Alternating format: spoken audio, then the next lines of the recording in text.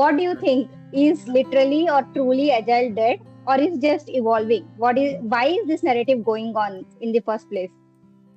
So what I believe is that whenever we put anything in a well-defined structure, we put anything in a book, it is anyway become obsolete very soon. So any information, anything which is defined is actually a past, because things are changing every day and we need to evolve our process.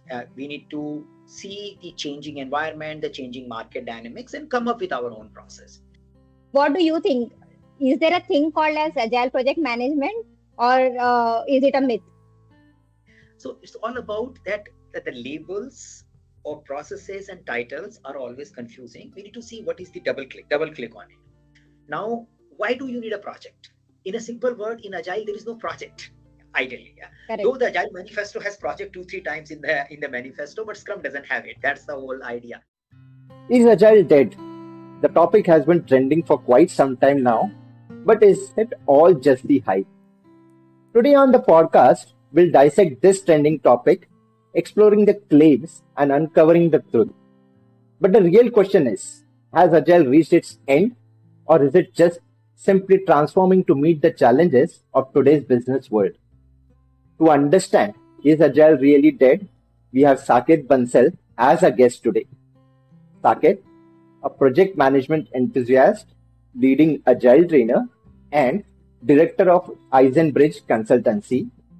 He is passionate about empowering professionals to becoming efficient project managers, leaders, and coaches. With expertise in training, change management, agile coaching, and many more, Saket is a project management, agile, Scrum evangelist who fosters learning communities focused on best practices and knowledge, sharing it through his webinars and YouTube videos, where he has more than 70K subscribers. He is one of the known names in the field of project management and in agile space. In this episode, we promise you that you will get a fresh perspective on the is agile dead debate. Also, if you wish to have transcripts of all our episodes, you can check the description of this episode. So please make sure you subscribe to our channel and also follow us. So let's get started.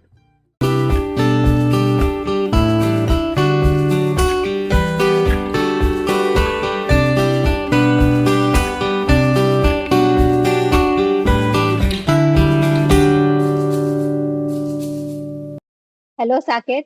Welcome to the podcast by Agile Coaching Roundtable. It's a great pleasure having you on our show. Thank you so much for joining us today. My pleasure. So before we maybe even begin with the conversation, so we would like to thank you, take a moment and thank you for all your wonderful videos that you have put up on YouTube. Honestly, as I was speaking before we just started this conversation, that Vivek and I, we both used to watch your YouTube videos. So I think in late 2016 to early 2017, that was the time when we were kind of a very beginner scrum masters, and we wanted to literally learn this thing. And not only that, even your project management videos, right? So we have learned a lot from your videos. We used to literally sit and take notes. So in a way, you have kind of helped us in our careers indirectly. So thank you so much for all your videos. So those are really helpful, and especially for the beginners, it is amazing the way you cover the topic, the nitty-gritties that you get into each topic. That is really a commendable job. So thank you for all the videos. Great, good to know that. Yeah, I'm happy about it. Yes. Yeah. Yeah. So today we want to have a conversation around this infamous and trending topic: is Agile dead? So it's like everyone on the LinkedIn, especially LinkedIn, because that is like a professional platform, right? So everyone is like talking about Agile is dead, Scrum is dead, is Agile dead, and also on. So we want to learn from you your perspective.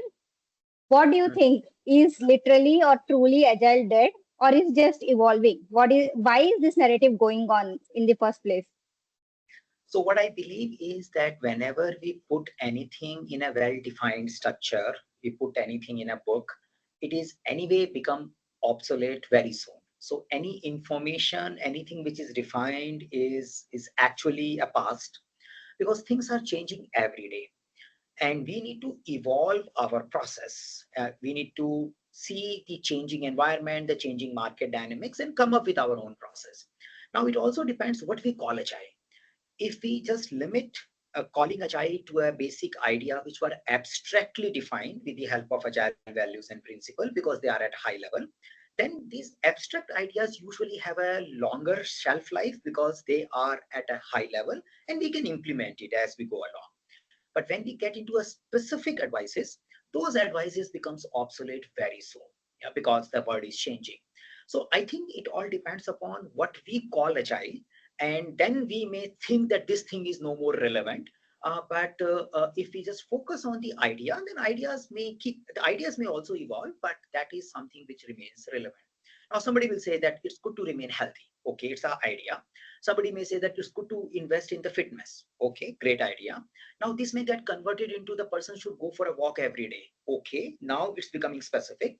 Now, going for a walk may not be suitable in our heat wave condition in India as of now, in at least in North India. So it's a Correct. stupid idea to go for a walk nowadays. Now that idea was great and it is good for a particular weather, but now it is not. But maybe a good health is needed, but probably you need to do something else about it. Probably you need to do different kind of activities or may need to focus more on food rather than exercise now because of the global condition. And that way somebody can come up and says, okay, walking is dead. Now it is not actually, but it depends. So what I personally believe and tell people is that process is owned by us. We are not just bounded by the process, and we need to find out the process which help us in producing success. And that is something we need to evolve. If I just follow Scrum by the Scrum guide, I don't follow Scrum. It means if I just follow Agile as it is defined in a book, then I don't follow Agile. So following Scrum makes me not to follow Scrum. Why? Because these processes expects me to retrospect and find my own process.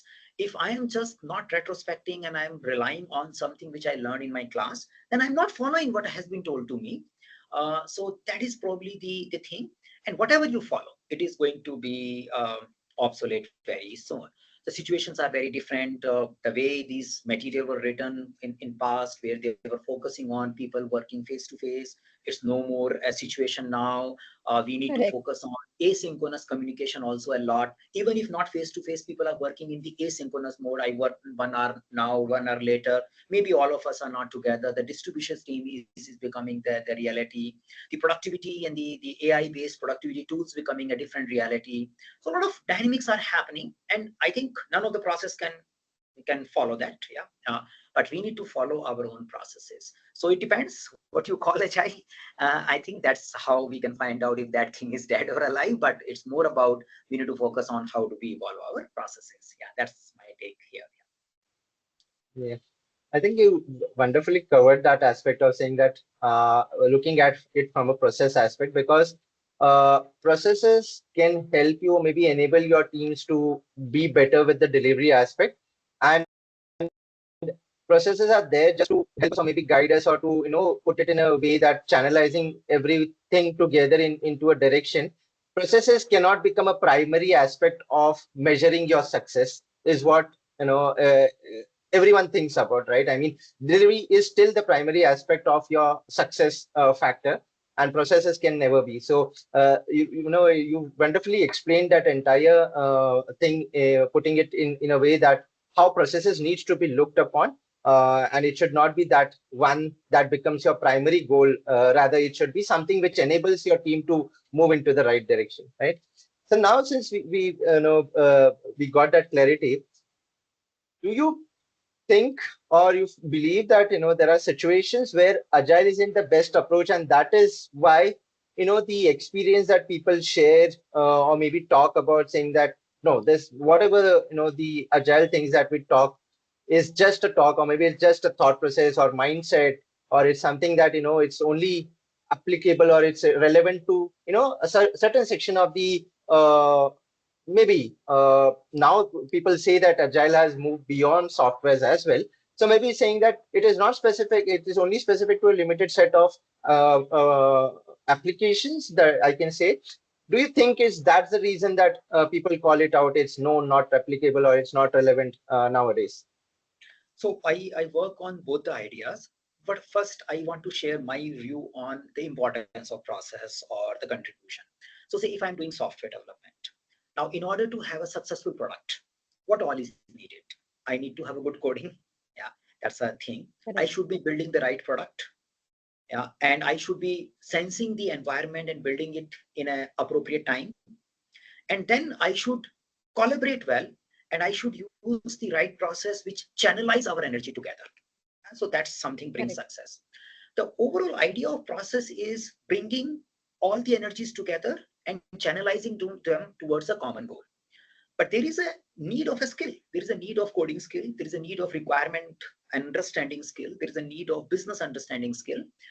If I follow Scrum, I may not necessarily have a good coders. If I follow waterfall, I may not necessarily have a bad coders. Yeah, it depends. But yes, there could be some processes which makes the feedback loop delayed. There could be other processes which promotes feedback loop. But if I care for my work, I will figure it out. So usually, if I am looking for a success of any initiative, there are multiple factors: the leadership, the culture, the technical skills, the environment. I am working on a technology or a market which is anyway not growing. Whatever agility I bring, I will produce a product which will not make that much return on investment. I'm working on a market which is exponentially growing. Even if I have a poor processes, still I probably make more money. So there are multiple factors. And process is a one of it. Yeah, process is one of it. It's an important, probably 20, 30, 40, I think more than 20% contribution towards success. I doubt. Yeah, I doubt. I usually put the process in that particular bucket. Now, taking it forward, so ultimately we need to produce code, and ultimately we need to produce right requirement. That's the whole thing. But the way we do in a Kanban board, or we do it with the help of daily Scrum, that depends. Yeah, that's something we need to figure it out. Now, taking it forward and focusing on that, can we use agile way of working or not use agile way of working? Now, this becomes an important topic because I teach project management in a PMP exam, and we talk about agility.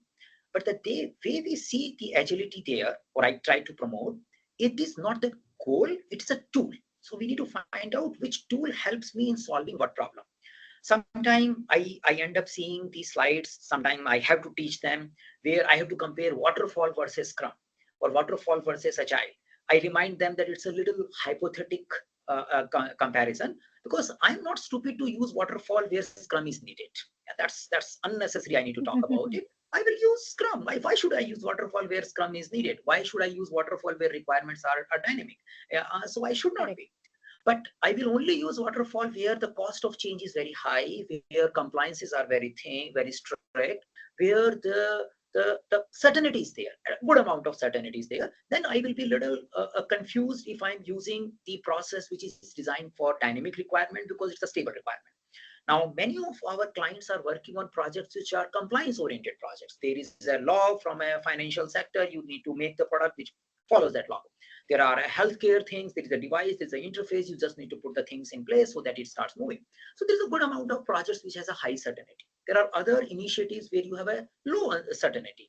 So again, and this whole parameter of certainty also changes over a period of time. Today, I might be a lot of uncertain about my initiative, but after 3 months, I may have a fair clarity about what I'm building.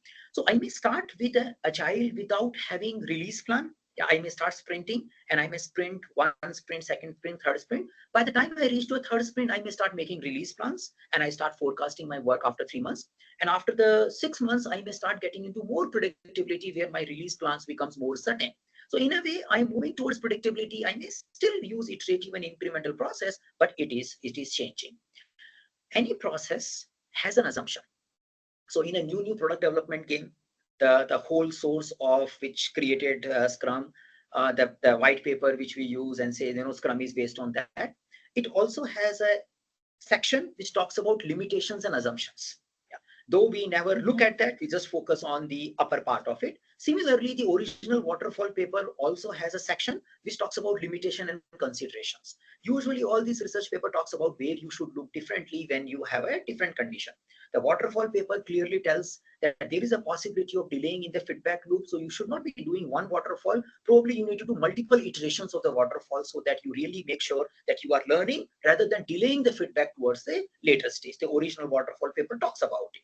Similarly, the Scrum paper will also, the you can say new product development paper will also talk about that we need to have a team which are capable, which can collaborate together, and we have a dynamic work environment. This is a cross-functional team. We are not talking about a situation where teams are not cross-functional. We, in a Scrum world, we do talk about that people are motivated. They can figure out their own problem. Now, what if you don't have a situation where you have a less skilled individuals?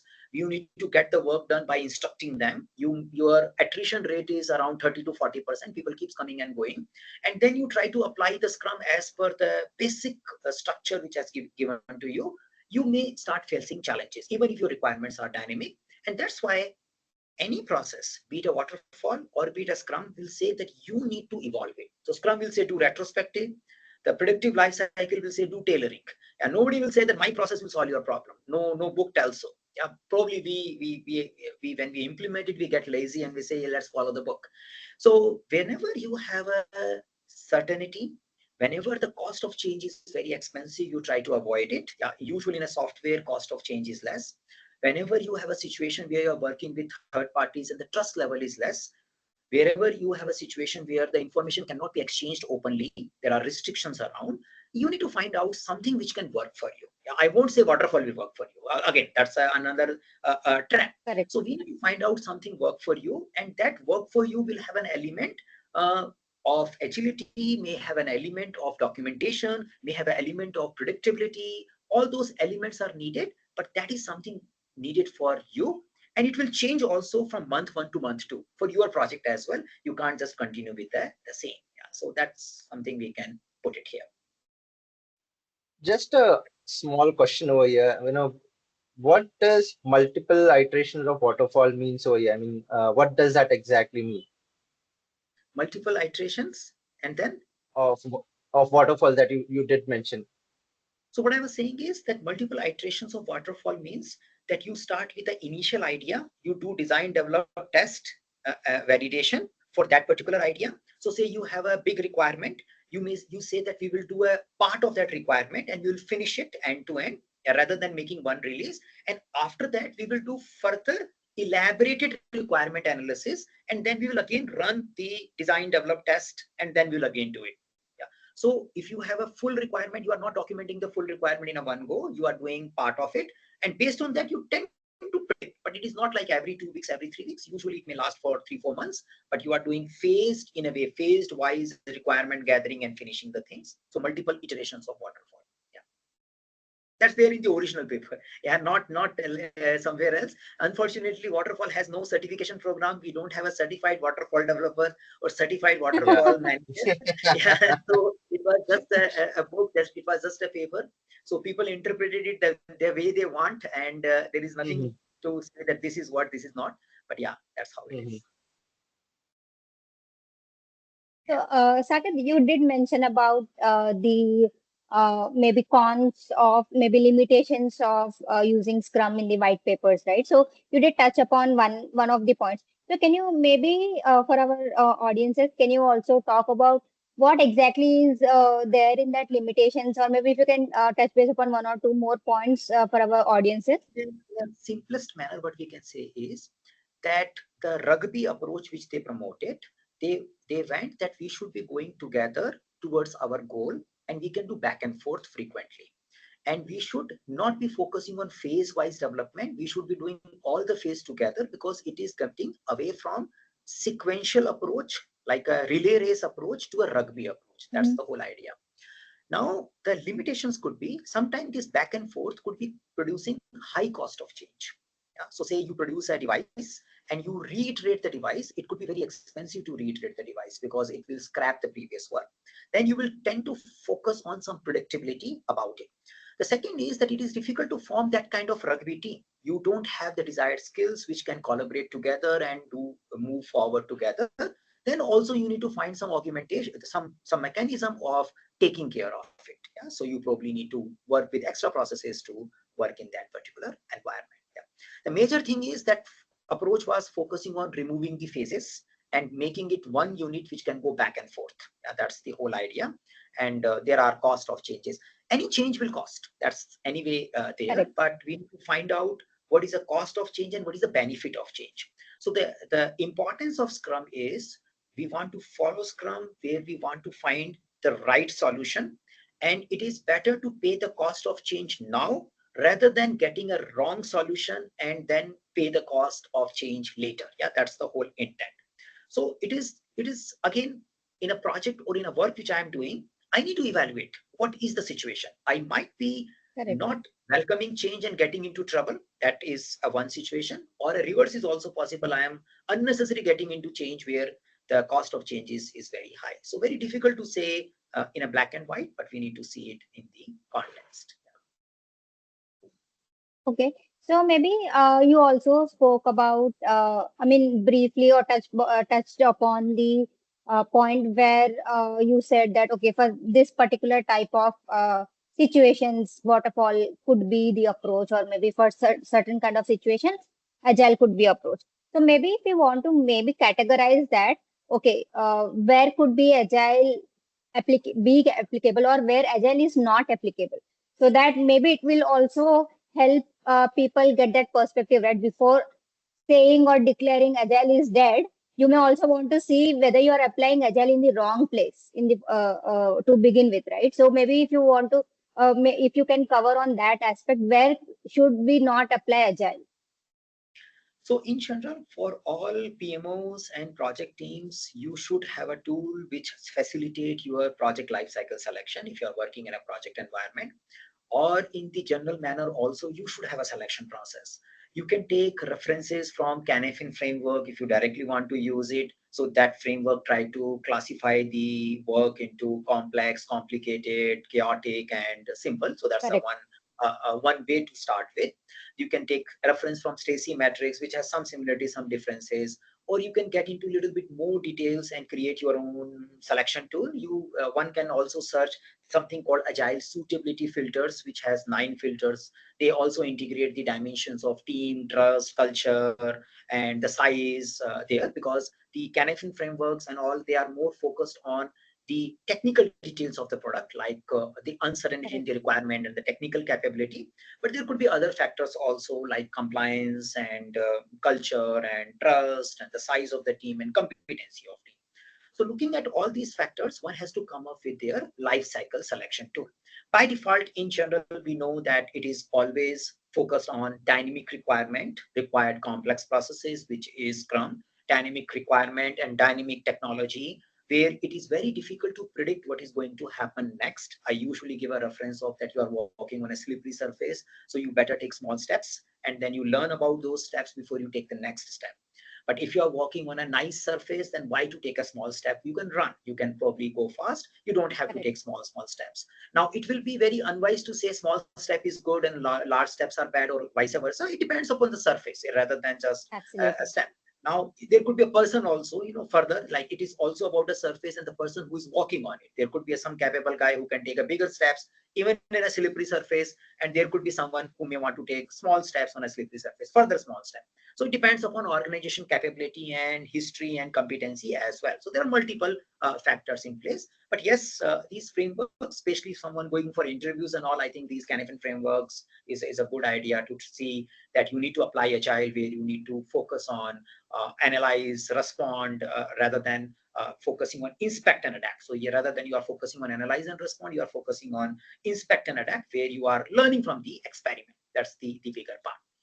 But the bigger problem is all these framework will be there, but really judging the characteristic of your work and work environment is a judging game, and that is usually wrong. It can only improve over a period of time correcting it. So I can learn Scrum or Agile in theory. I can learn about waterfall in a theory, but my project will be somewhere in between. Maybe it will have 20% Agile and 80% waterfall sometime, yeah. Or Mm-hmm. it may have a 70% Agile and 30% waterfall. Waterfall I'm just using for a predictability, yeah, just for a simplicity of that term. And this percentile may also change. Yeah? One project may have 80% variability, 20% predictability. Another initiative may have a 40% variability and 60% predictability. So even though in both the situation, I use Scrum. Yeah, so I have a 60% stability and 40% variability, still I'm using Scrum. And I have a 80% variability and 20% predictability, still I'm using Scrum, both way. But that Scrum will be very different.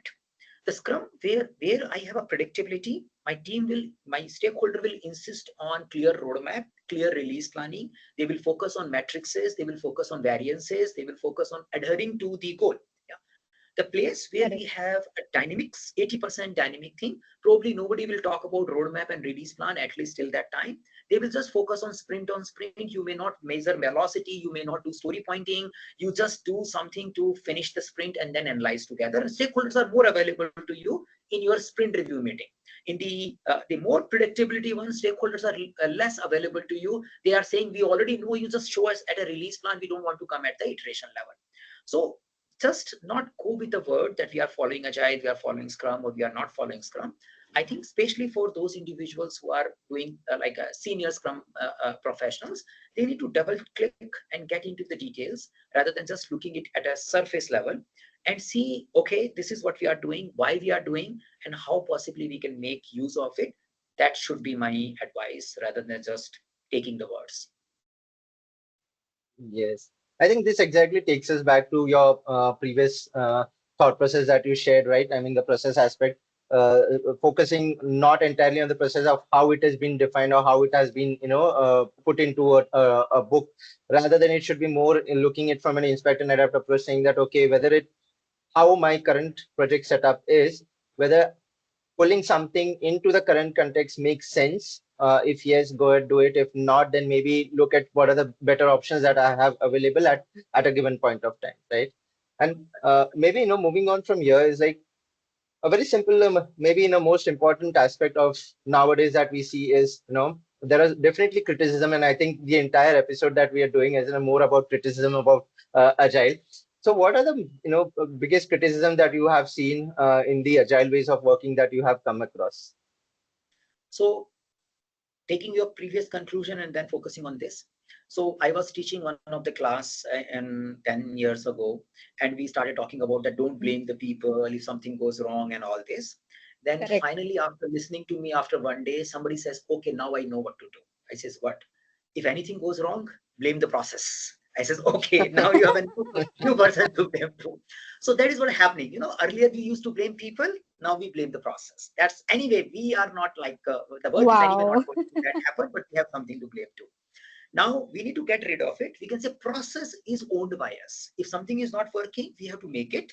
It is not about blaming person. It is not about blaming process. It is about figuring out and solving it. Yeah. So we need to own it. That's the starting point. Blaming A thing, B thing, Agile, scaled Agile, Kanban, waterfall is just a loop. Yeah. And I think to some extent, the way Scrum was promoted was also blaming process, blaming some other processes, and saying, you all have a problem because of a process. So I think that notion has to get out. Let's not focus on blaming. Yes, we have a challenges and we find out how do we resolve it, but you have to resolve it. So moving forward from there.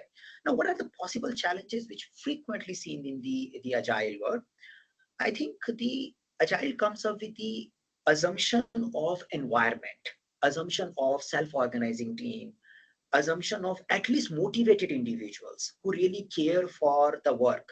They are not worried about that they are not paid well, they are not motivated because of various things. That was a very far thing. Yeah. So we believe that people are happy, they really want to contribute and move forward with it.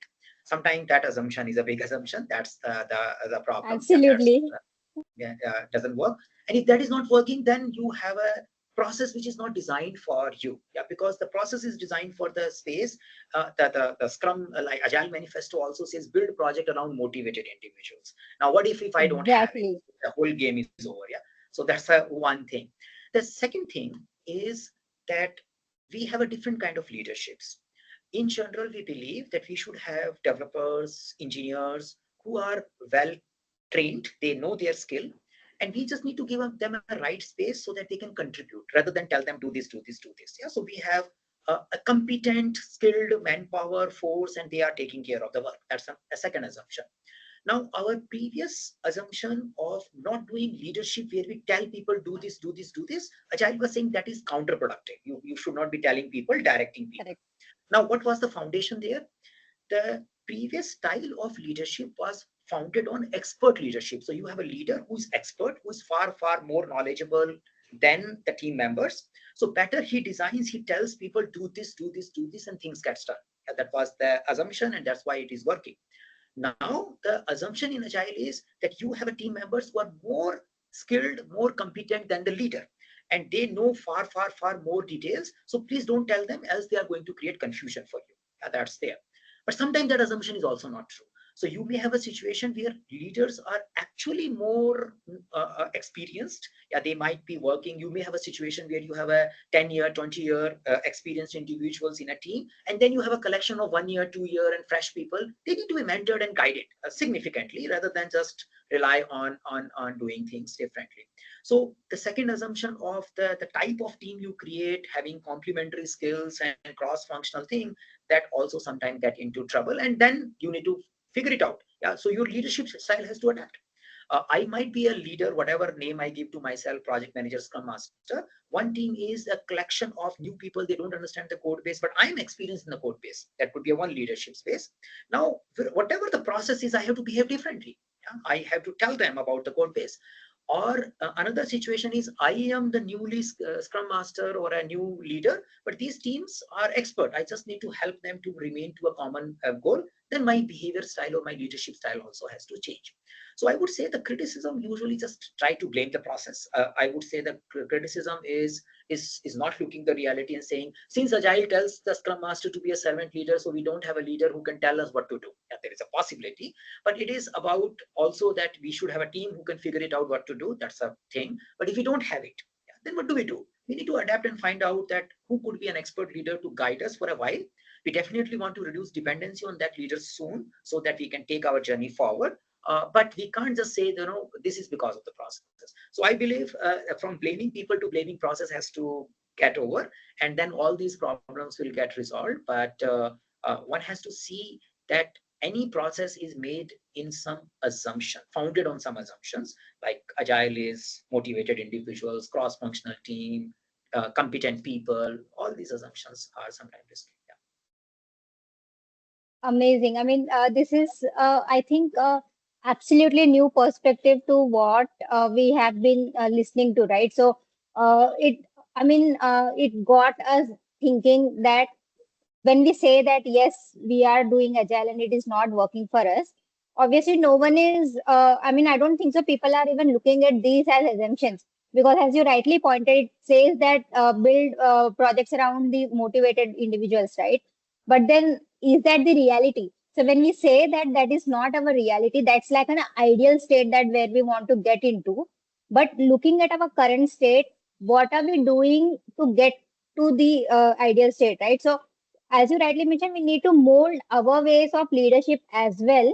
Be as an agile practitioner. Let's not give any names like project manager or scrum master or agile coach.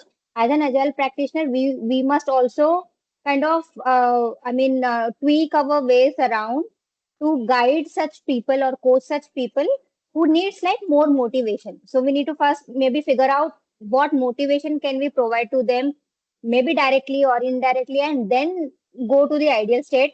And as also you rightly mentioned, right? So it has become like an innate nature for us to blame things, right? So it's not. So if something is not working, we all want to kind of play safe because we would be held accountable for, right? So it's like we all want to play safe, saying that you know what, this is what caused problem, or this is what was not working. I was working perfectly. The teams are doing their job, but this is the process. Earlier, as you mentioned, it was people. Now it has moved to the process. I think it all boils down to maybe mindset to begin with, and then also to tweak our ways so that we get to that ideal state. Not assume that we already have all the prerequisites that are required to start our start on agile, right? Or maybe for that matter, even on waterfall. But first enable those prerequisites and then get to the next step. So is my assumption right over here? So more or less, The whole thing is that we need to face our current reality and find our solution based on that. Yes, we can have a desired state which will come and evolve as we go along, but where we are right now, we have a distributed team, we have a new people, we have a little conflict and political organization environment, we have a culture where people really want to avoid taking responsibility. So this all is my reality, yeah? And we have a lot of customers who are very demanding, they escalate things if things goes wrong. Now I worked with this, and then I say, okay, how do we move forward with it? So I need to find out the way of working which supports my current reality and find a betterment for everyone so that people enjoy working there. That's the whole idea. So overall, yeah, that is thing, rather than keep thinking that one fine day I will be able to do something, but we need to start with that. And human motivation is further complicated step. There are so many books, there Correct. are so many theories and all, but it may be we can make an abstract of it, that people should be given high level goal, people should be paid enough, people should be done this thing, but all these things varies. Paid enough is also enough for one person, may not be enough for another person, and enough Absolutely. also changes from one day to another day, very dynamic. So even the motivation of a person is changing very Subjective. frequently. So that's the whole thing. We need to evolve and face that reality and find out, rather than blaming something. This is okay, process is great, but we need to find out how we work together. Sometimes we need to put checks and balances, sometimes we need to have a tracking. So say if you are working in a so-called waterfallish project, you have a 5 team member, you may not, as a traditional project manager, you may not track all 5 team members, you may track 2 more clearly, and 3 may you, these guys will anyway do whatever they are saying. So you Mhm. are not, because the people who are, you have built trust, you probably will let them do things on their own. But people who are not yet there, you will be probably very suspicious about what they are doing. Now same thing can happen in the Scrum world also. You may have a 9 10 team members, you have few who have been showing accountability, collaboration and all, but there are few who are always falling here and there. You probably need to give more mentoring, coaching, and probably monitoring for those people. You understand that, I can't just say that because Scrum tells me not to do this, I'm not going to do this. So probably just as a thing, for 7 people I may not think about what task they are creating, but for those 2 people I work with them and create tasks for them, for example, yeah, in the Jira or thing, and says, guys, we need to have an agreement, but this is how it will work, because I understand these 2 are not yet there to create their own task and really track the work on the Kanban board. I probably need to do a little more tracking for them, yeah? For a due. I understand it's not healthy, it is consuming my energy. Ideally I should be focusing on enablement rather than tracking, but what do I do? Correct. As of now, here we are, and we need to move forward with that. So that's how something we need to be adapted, yeah? Rather than saying Agile doesn't tell me to do it, I am not going to do it. Yeah. Absolutely. So since we are talking about the reality, right? So we all know that AI has become our new reality. So how do we, enable, or how do we use agile or agility to in this AI kind of a situation, or how does agile suit in this AI kind of a situation? So I would say that the way I have been using the AI tools, they are a productivity enhancement tool. They are more like that you have another person who's an AI who's doing work for you. So you had a 3 developers, now you have a 2 AI developers also, for example. So it's a kind of a team member for you. That's the whole thing. Now, depending upon that skill of that team member, the team member will contribute and we will move forward with that. The team member may become smarter, but at the end of it, I need to do some review and work. Yeah, so I need to have a Correct. proper unit of it.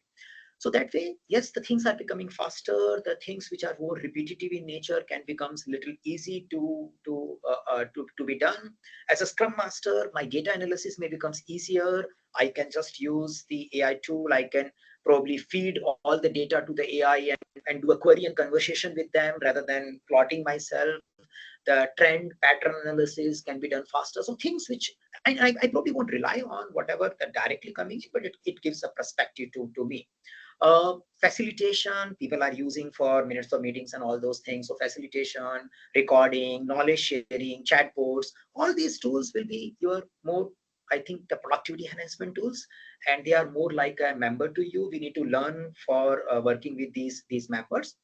And in a long term, it may also reduce little bit focus, which Agile was giving too much on people and interaction.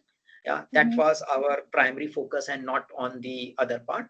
But if the AI start producing a lot of results and my team members may start becoming 3 team members and a lot of AI tools, then the technology or the approach has to be different. Yeah, I don't have to do a daily stand-up that critically because I just have a 3 members, but the AI will take care of it.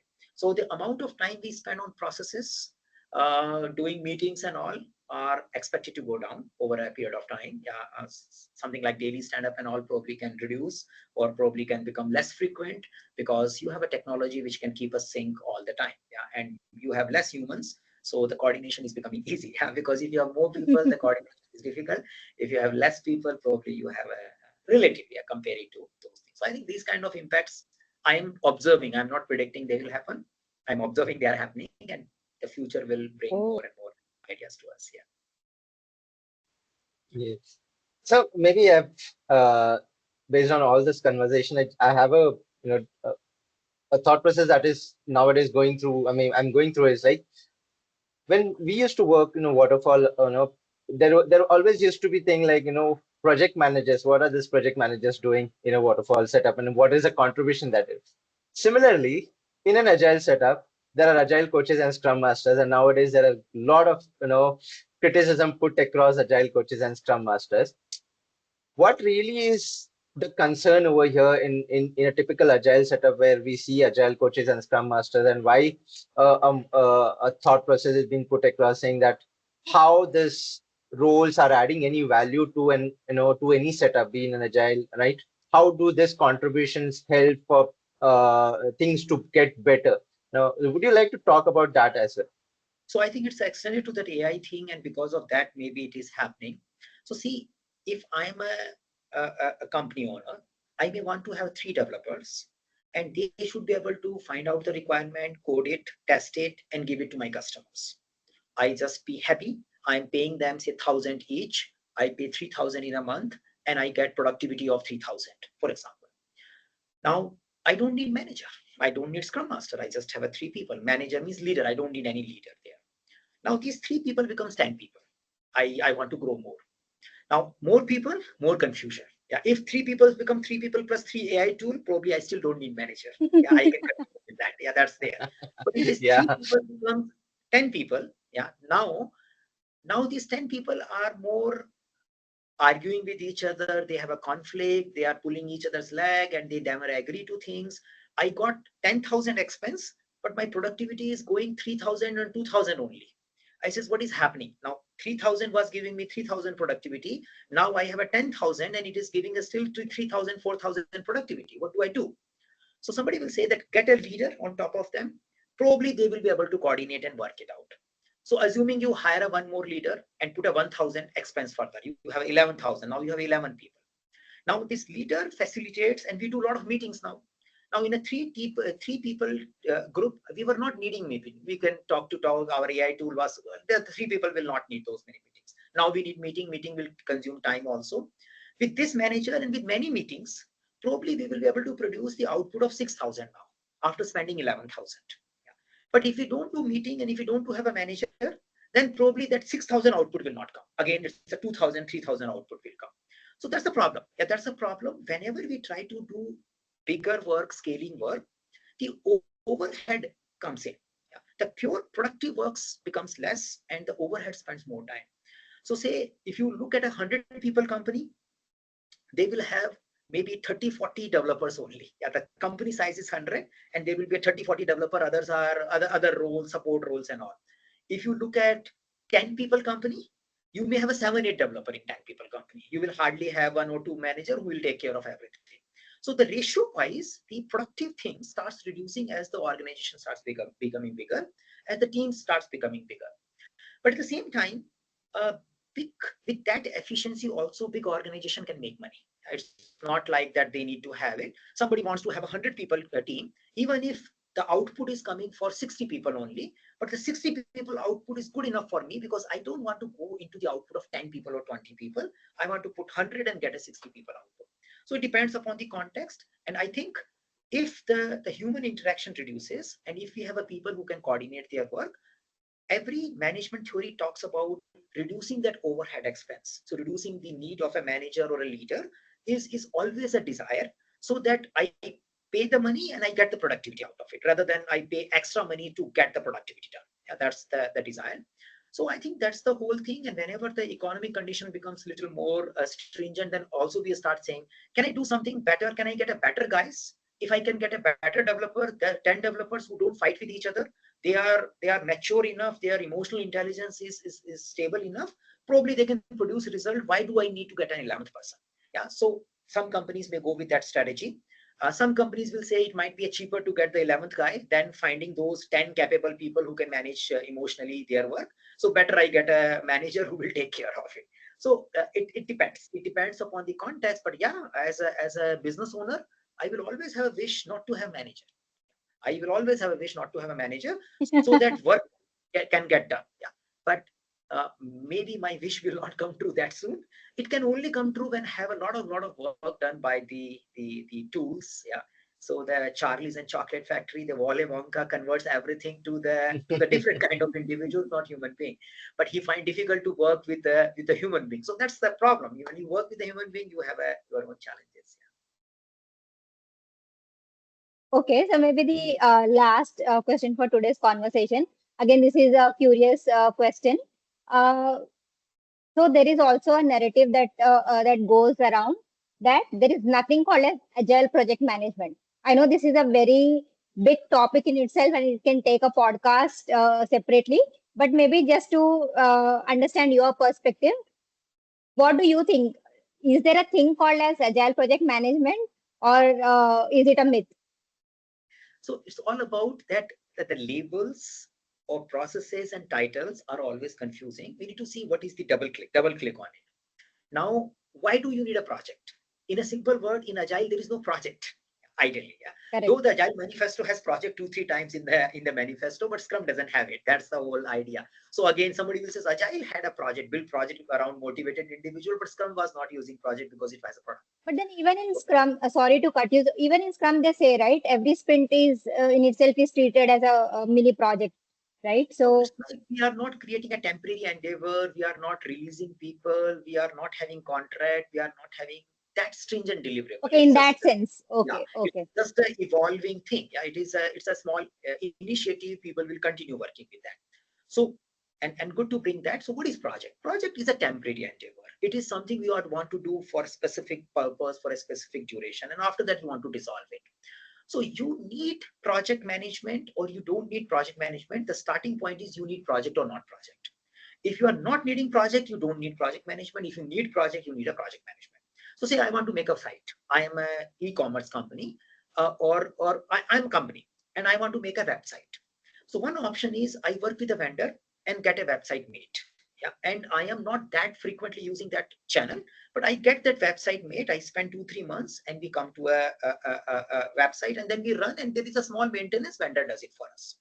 That kind of work I will definitely do in a project mode. I will have a clarity about project. I will have someone who takes care of the interaction. It will have a contract. It will have payment processes and all. But that is something we want to do for a specific 3-4 months, and after that we want to run business as usual. Yeah, so that's a project way of working. You need a project management there. You use Agile inside it. You use Kanban inside it. You use Waterfall inside it. It's a separate thing, but you need a project management. Now, assuming I am a web selling company, online selling company, I want to have a website which will keep selling product for us, and that is our core business. I want to have a dedicated team which takes care of that website because website is our shop. Yeah, it is everything. Then I will not have a project. Then I will not need a project management also. I will set up a team of 20-30 people and says, guys, you are the one, you will run this website all the time. Your job for next 10 years is this website only. Now work. Let's keep evolving. That way, you don't need agile project management there because you are directly working, or any project management. Let's remove agile word. Then you don't need any project management there because you are directly working on the product. You are not temporary. Your goals are forever, more or less, and you are continuously evolving. So we need to see where we work. If you are working in a service company, irrespective of whatever process you use, you will need project management because you work in a temporary endeavors. If you are working in a company where your product is their core business and they are expected to run, evolve it all the time, your company may not need projects. They will need product management. They will need other things. And that's where you probably don't need it. Okay, so I think that gives a clarity on where we need projects and where we don't need projects. So I think it was really good to hear from you because we know you have been like a PMP trainer, right? And we also know that you do videos on project management as well. So I wanted to get clarity on this as well. But then that's it for today's conversation. Thank you so much, Saket, for coming over and doing this podcast with us. As we mentioned in the beginning of this podcast, it's really an honor to have you on our show after right from watching your videos to becoming agile coaches to now having this conversation with you. It's life has come a full circle for us. So thank you so much for coming over and doing this podcast with us. It was nice talking to both of you. Yeah. Thank you for inviting. Thank you, Saket. Bye, everyone. Thank you so much for watching this episode patiently till the end. We hope you enjoyed the episode. We'll meet you again in the next episode. Till then, if you like our podcast show, then do like, share, subscribe, and let us know your feedback in the comment section. You can also listen to the episodes on Spotify, Apple Podcasts, Google Podcasts, Amazon Music, and Audible. Thank you.